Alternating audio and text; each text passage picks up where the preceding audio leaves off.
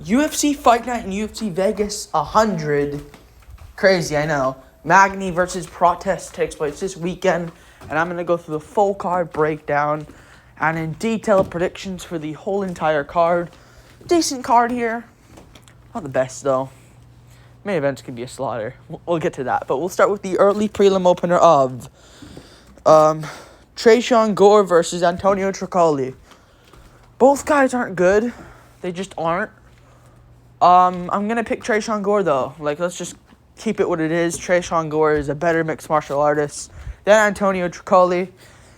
I get Share a Bullet is good, and he did take down short notice, but at least have something in round one. Petrosian's not the greatest, but he at least kept up with Share a Bullet. Magomedov. I just call him Share a Bullet, because it just sounds cooler than Share Magomedov every second. But Share a Bullet, he lost to. He just didn't have anything for Share a Bullet in that fight. At least some guys have something. Treon Gore took Brian Battle to a close decision win. Brian Battle's pretty good. I don't think he's going to beat Randy Brown, but I think he is good, Brian Battle, for the division wherever the fuck they are in. Welterweight. But I'm going to go with Treon Gore. He beat Josh Fremd, submitted him with a guillotine, out cold. Hernandez couldn't do that to Fremd. He did lose to Cody Brundage by KO. I do not like that. But I do just forgive him a bit because maybe he just got caught. I don't see Troli catching him. If he can't catch Share a Bullet on short notice, or at least do anything to him, I don't see him doing it to Treon Gore. I'm not saying Gore's better than Share Magomedov. I'm just saying I think Gore's overall more well-rounded, more submissions, hasn't been there in a while, probably be eager to get back in there. Tricoli's just not UFC level. It's where Gore isn't really either, but he's at the very bottom of the fucking barrel. That's where he is. And that's where I think he's just enough to be in the UFC. His record doesn't say that, 4-2, but he is alright. Brian Battle, close 29-28 loss. I don't mind that. So I'm going to pick him to win this by KO, first round in a scrap. We move on up the card. Cortavius Romeus. I thought this guy's name was Cortavius forever, but Cortavius Romeus versus Gaston Balanos. I'm going to go with Cortavius Romeus. Shit, there's a lot of debutants on this card. Or debutants on this card. The nerd way of saying it. It's debutants, let's be honest. Debutants, not okay, this guy's making his debut. No, it's debut. It's called debutants, but I say that. Don't care if it's wrong, it sounds cooler. Lots of debutants on this card. This guy has a lot of armbar submission wins, right? You think he does. Yeah, armbar submission wins. He's good on the feet as well. Got caught by Ramon Tavares in the Contender Series badly, but Gaston Balanos, you think he looks like an old Ilia Topuria. He does. He looks like an old Ilia Topuria, but he's not like him at all. He's scared. He's not that good. He looked shit against McGee. Court McGee. I think of the McGee. I think Court McGee. Marcus McGee, though. The new McGee coming up with an H in the McGee, though. He's good. He's really good. And, he beat him. But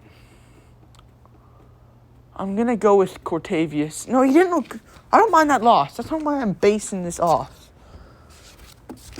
What am I basing it off of?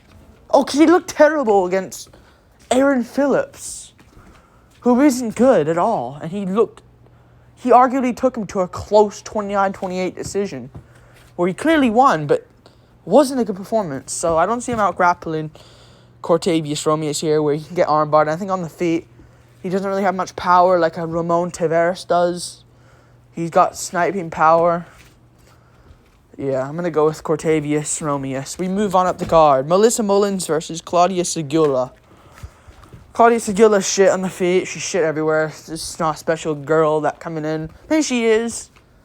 But then she'll probably lose her next fight afterwards. That's how women's MMA works. I'm not going to pick her. I'm going to go with Melissa Mullins. She beat Irina Alexieva. That's a decent win. She lost to Nora Cornell. Nora Cornell is actually pretty good. And I'm kind of realizing that more and more. She is actually kind of really good.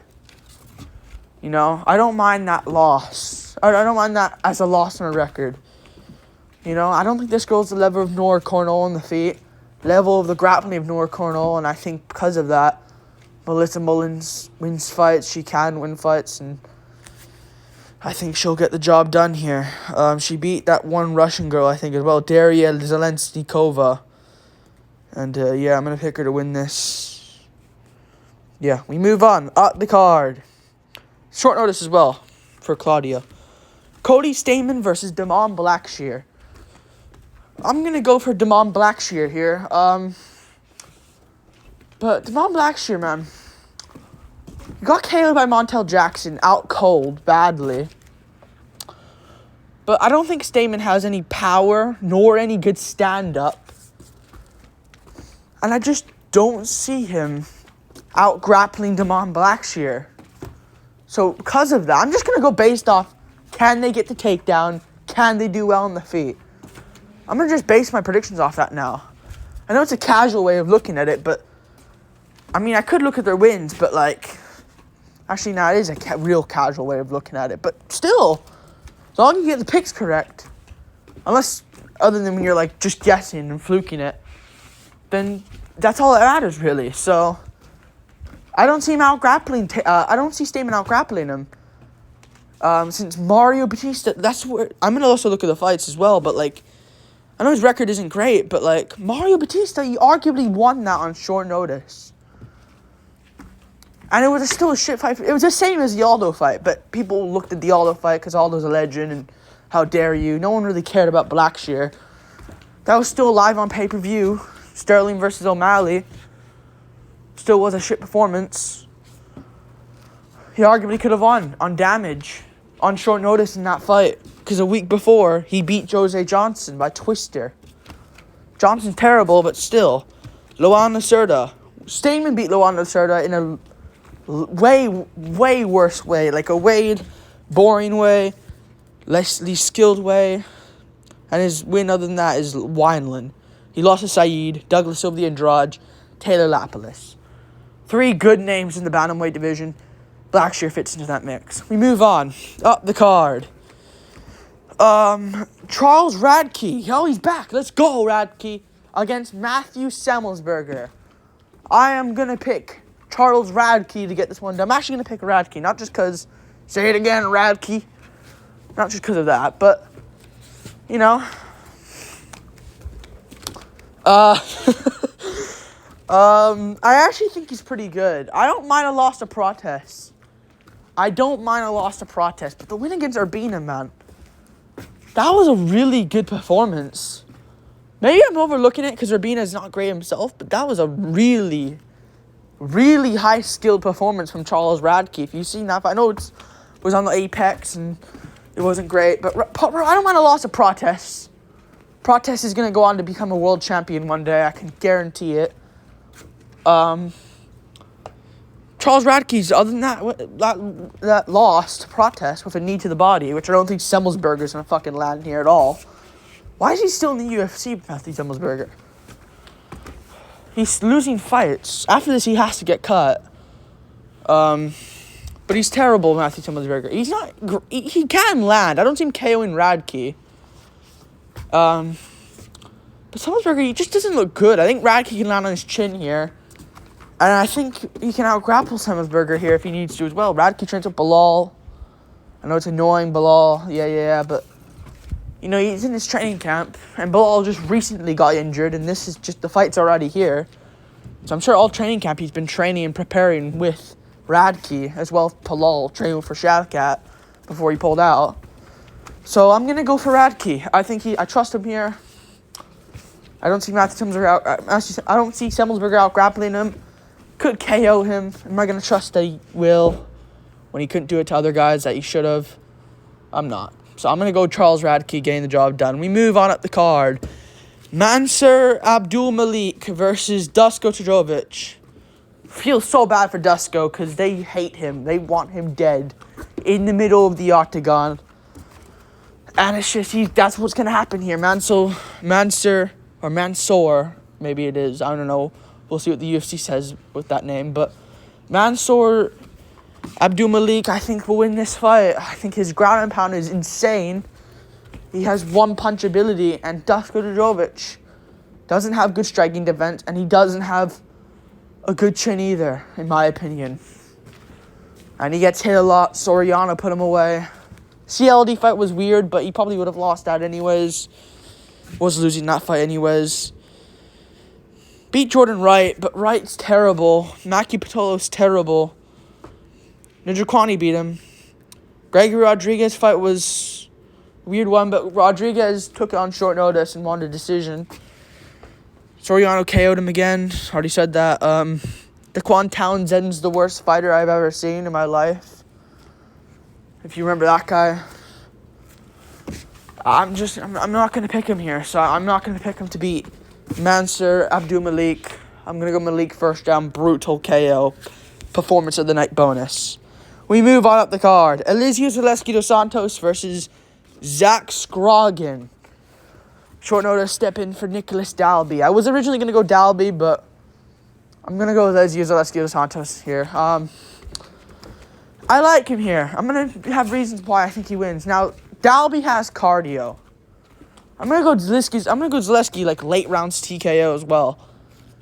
Alizio was training for Dalby. He was training for Dalby, right? He was training for Dalby. And, he was training for Nicholas Dalby, a guy that can push a pace. We got this guy, Zach Scogin, who's more so of like a get you down to the ground and submit you type of guy. I don't want to see that when you're stepping on short notice. I want a guy that will viciously KO you. And he's fighting Zaleski, who isn't some bum. Like, sure, he's lost a few. Randy Brown, competitive decision where he lost, but like, Randy Brown's pretty good. And before that, he beat a draw with Renat. A draw with Renat, where he arguably can win. Abubakar beat him. Benoit Saint Denis. Salikov split decision where he arguably could have won again. His last loss is arguably, other than the Brown one, we'll take away here for this argument. His last loss was arguably to Li Jingliang in 2019. Salikov fight he could have won. Renat fight he could have won. He beat Abubakar. Yeah, I'm sorry. Zach Scogin, you're good. I'm going to go Zaleski dos Santos. Maybe losing round one, getting taken down. Zach Scogin gasses out and loses. Gets beaten up by Zaleski, who pours it on and finishes him. Because he's been training for Dalby, so he must have some good conditioning for this. I'm going to pick him to win. We move on up the card. Let's hurry up here. Luana Panero versus Jillian Robertson. I'm going to go with Jillian Robertson. I think she's been looking great lately, if I'm going to be completely honest with you guys. And I've just never been impressed by Luana Panero, guys. Robertson, I haven't been impressed. I have been impressed by Robertson. I will admit it. The Michelle Waterson fight, no one's done that to Michelle Waterson. And I know it was at the end of her career, but I picked Waterson because I thought, you know what, she can stuff the takedowns and school Robertson on the feet. Robertson completely outsized her, outclassed her on the ground, dominated her, and won a dominant decision. Before that, she dominated Poliana Viana. She dominated. Tabitha Ricci kind of just couldn't get the takedown and kind of just was on the feet with Ricci. Lost the fight, though. Pierre Rodriguez, armbar submission. Agapova, submission win. Again, lost to Aldrich. One of those fights where she just can't get the takedown. But I think she's improved. I think she's found her place now. And Luana Panero, I think, can get taken down here. I trust her. I trust Robertson's BJJ better here. On the feet, it is worrying. But again, look at the Waterson performances. She couldn't get the takedown, Waterson. Waterson was completely robbed in that fight. And scolded Panero on the feet. So I believed in Panero for a bit. She's shit. And I think Robertson's like the rare good one in that division. So she lost to Angela Hill by guillotine, like a striker doing that to you. Robertson's going to destroy her. So Amanda Hebos whooped her. Well, she just isn't elite. I think Robertson can be something. has potential to be is where I think Panero proved she just isn't going to be anything. So I'm going to go with Jillian Robertson. We move on at the card. Ricky Tercios versus Bernardo Sapage. I'm going to go... Oh, shit. It's Mearshart, actually. I'm going to speed run this. I'm going to go for... Because my phone's at fucking 2%. I'm going to go with Joe Mearshart, Rainer de Ritter. I'm going to go for Rainer de Ritter. Oh, fuck. I should just charge my fucking phone, shouldn't I? Rainer de Ritter wins the fight. I think he's a lot better than... Man, I just cut this recording and do it later. I'm going to go for Rainer de Ritter. I think he'll beat Gerald Mearshart. I think he's got good enough grappling to beat Gerald Mearshart. And again, Anatoly Malikin beat him twice, but it was because he gassed out. I think he'll be fine here in his debut. He knows what's up. It's in the Apex. No crowded arena for him to worry about. And again, I think he's got the power to put away GM3 on the feet. GM3, I don't think, maybe counter grapple him. Shabazian, I think he doesn't gas out here, though. They've signed him for a reason. They put him up against GM3 for a reason. Edmund Shabazian gasses out. He's known for gassing out and basically a quitter. This guy, I think, knows what's up. We'll have the cardio. And we'll put away GM3 in the first round, I think, easily here. And he's got the ground game awareness, where Shabazian doesn't have that. He doesn't have the cardio, and I think Rainer de Ritter would destroy Edmund Shabazian. So I'm going to go with Rainer de Ritter by TKO in round 1. He's better on the ground awareness-wise than Shabazian, and he's got... Maybe not best... he's got decent stand-up, though. He's got heat, so I think he will catch GM3 if Ian Heinrich can. And he's got better cardio than Shabazian, who just doesn't have any. I'm picking him. We move on up the card. Ricky Tercios versus Bernardo Sapage. I'm going to go with... Shit, I want to pick Sapage, but Ricky Tercios... He does good on the ground, you know. You almost submitted Raul Rosas Jr., but the thing is, Tercios, he's close, but he just never finishes it. He's so close, but he never finishes it. I don't mind a loss as a hobby in hindsight. I don't mind a loss to Raul Rosas Jr. himself. Like, I don't mind that, but, like, split decision against Kevin Natividad. Like, yeah, I'm going to have to go Bernardo Sapage. Tempting to pick Tercios, but I just can't pick him logic-wise. It's just he's not going to win this. He's not that good. Sapage, yeah, got KO'd, but I don't see him getting KO'd here like he did against Vinicius Oliveira, but he was winning that fight on short notice. Out-grappling Oliveira, exposing him. Reason why I picked Ricky Simone to win, but Simone's terrible now all of a sudden. So I'm going to pick Bernardo Sapage to get this one done. We move on up the card. Karolina Kowalkiewicz versus Denise Gomez. Who gives a fuck?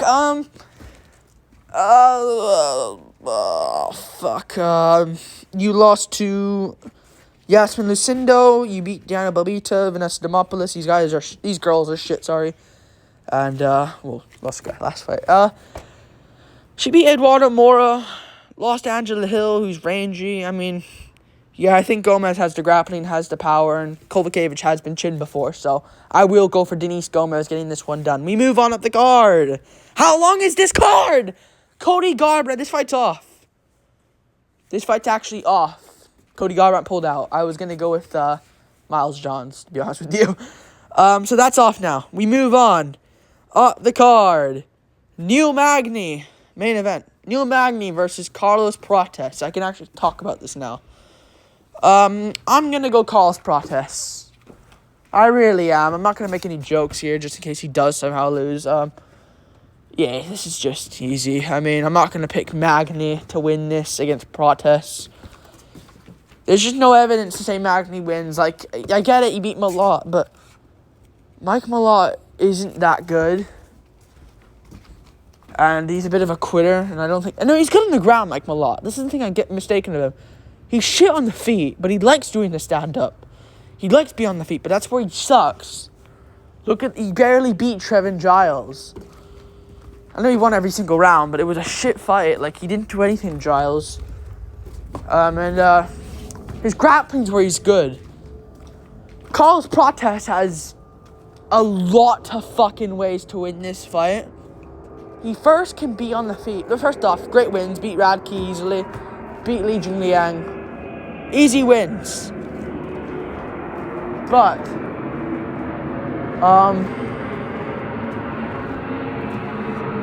those were easy wins. But,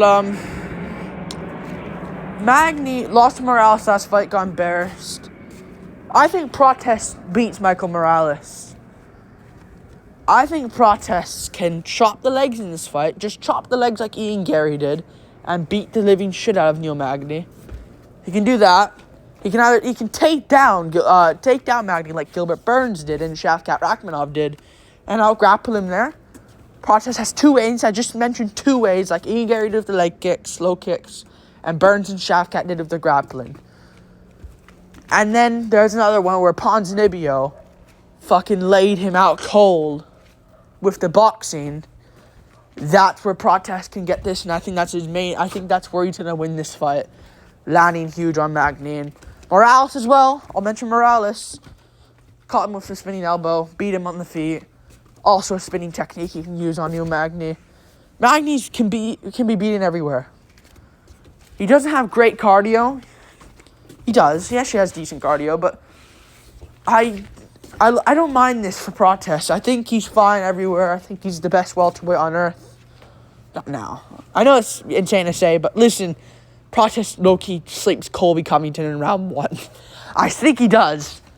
Prates is very good. I'm high on Prates, and I think he knocks out Magny in round 1. Pretty smooth sailing here, man, of a prediction. I think Prates is the best, to be honest with you. His striking is just so good. Again, if he was fighting someone with a power puncher here or something, I'd be worried he'd get randomly clipped and that's it for Prates. But because he does leave his chin open sometimes, but he's good. He keeps it aware. It's just I'm worried though someday, like when he fights like a Jeff Neal or something, Jeff Neal just randomly snipes him on the chin and it's just a fluke KO from Jeff Neal. When Prates is known to be the better guy and is obviously the better fighter, mixed martial artist wise, to Jeff Neal, for example. But he's fighting Magny, who won't KO him, and I don't see him out grappling Prates. I'm sure Prates has good takedown defense and good awareness on the ground. We don't know. We don't know yet. But for now, we all know Prates is good everywhere, except we don't know his chin, takedown defense, and cardio. Those are the 3 question marks of Prates. And it will be figured out. I think the only one that can be figured out here is... I don't think his chin's going to be tested here by Magny. But I think his cardio can maybe be tested. But Magny's not really a pusher. He's just a range picker. And you can't beat Prates in that area when Prates has the power advantage and is rangy himself. Who has reach advantage? Prates 31. 2-inch reach advantage for Magny. That's nothing. So I'm going to go for Prates. Fighting nerds on top. He gets it done. Easy. Like and subscribe. Thank you for watching. Yeah, I got Prates. Peace.